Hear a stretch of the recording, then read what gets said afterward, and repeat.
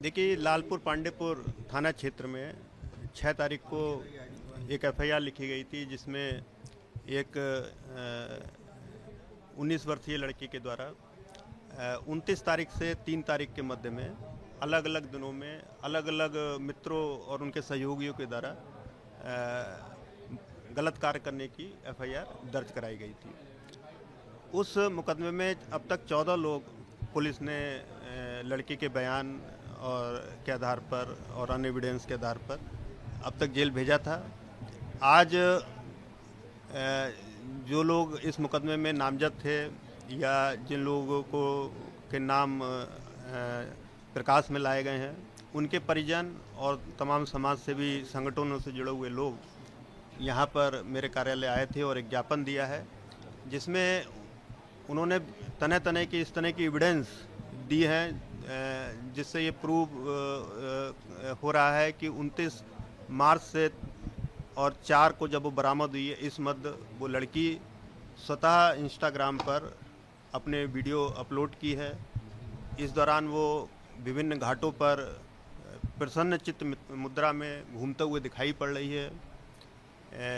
एक वीडियो में वो लड़की अपने 2 दोस्तों के साथ अपनी मर्जी से घूमती हुई दिख रही है मोटरसाइकिल पे। सर, ये वो वही वीडियो है क्या जो कॉन्टिनेंटल कैफे के नीचे का बताया जा रहा है? नहीं, अब ये जांच का बिंदु है, ये वीडियो कहाँ के हैं और कौन से वीडियो हैं। कुल मिला के परिजनों का ये कहना है कि लड़की स्वतंत्र रूप से इस अवधि में घूम रही है, प्रसन्न चित्त मुद्रा में घूम रही है। कहीं से भी वो नशे में या बंधक बनी हुई नहीं है, जैसा एफआईआर में आरोप लगाया गया है। घर वालों का ये भी आरोप है कि एफआईआर में लड़की ने स्वतः ये लिखाया है कि 29 तारीख को रेप करने के उपरांत वो लड़की जो उसका मित्र था, उसने उसको छोड़ दिया था। अगले दिन वो नए परिचित दोस्त से मिलती है, उसने उसको गलत काम करके नदेसर में छोड़ दिया था। एक दिन आईपी मॉल पर वो उसको छोड़ दिया गया था, एक दिन 80 घाट पर उसको छोड़ दिया गया था, एक दिन वो बीच में इस अवधि में अपनी सहेली के घर रही है। तो इस प्रकार पूरी इस अवधि में वो 7 या 8 बार स्वतंत्र थी, फ्री थी, उसके साथ कोई नहीं था।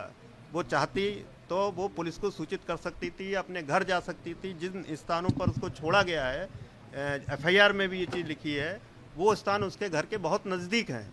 उसकी सहेली का घर भी उसके घर से मात्र 500 मीटर की दूरी पर है। वो अपनी सहेली को भी ये बातें बता सकती थी, अपने घर भी जा सकती थी, 112 नंबर को भी कॉल कर सकती थी या शोर शराबा भी मचा सकती थी। लेकिन जैसे 80 घाट पर पुलिस चौकी वहीं पर बनी हुई है, आईपी मॉल पर के से भी थोड़ी दूरी पर पुलिस की चौकी है, वहाँ पुलिस की पेट्रोलिंग भी रहती है। घर वालों का आरोप है कि उस अगर जो बंधक बनाने की बात है और जो कंटिन्यूस रेप की बात है, ये एकदम फर्जी है। ये इस तरह के इसकी जांच गहराई से होनी चाहिए। इस तरह के आरोप घर वालों ने लगाए हैं।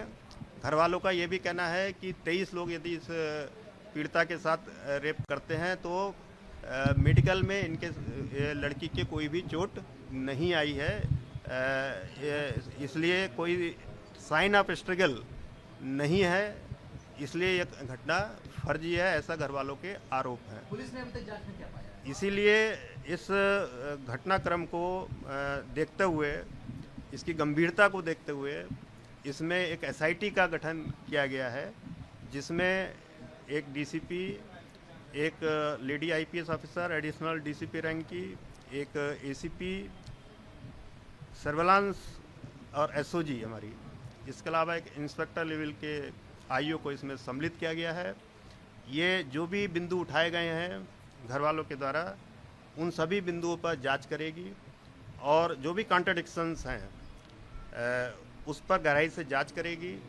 जो वीडियोज़ दिए गए हैं, जो इंस्टाग्राम पोस्ट दिए गए हैं, जो चैटिंग दी गई है, एक जिसमें लड़की स्वतः कह रही है कि मैं कैफ़े पहुंच रही हूं, अपने मित्र से चैट करके कह रही है, और बाद में उसी पर रेप का आरोप लगा रही है। 2 अप्रैल का वो चैटिंग है, उसकी भी पुलिस जांच करेगी सत्यता की। और अभी एक महिला ने भी बताया, इस दौरान वो ईद की सिमई खाने भी उसके घर पहुंची है, 1 या कोई 2 तारीख बताया है महिला ने, जिस अवधि में वो अपने को बंधक बता रही है। तो इन सभी बिंदुओं की गहराई से पुलिस जांच करेगी और ये सुनिश्चित करेगी कि सबके साथ न्याय हो, लड़की के साथ भी न्याय हो और कोई निर्दोष व्यक्ति भी जेल ना जाए। सर, अगर पुलिस को गुमराह किया जाता है, जो फैब्रिकेटेड तरीके से एविडेंस वगैरह इस तरह से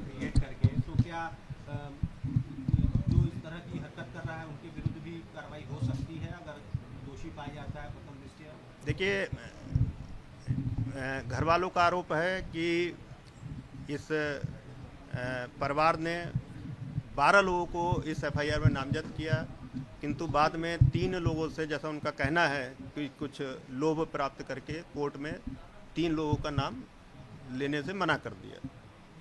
इसी प्रकार इन्होंने आरोप लगाया है कि इनसे भी विभिन्न स्रोतों से पैसे की मांग की जा रही है। इस बिंदु पर भी एसआईटी जांच करेगी।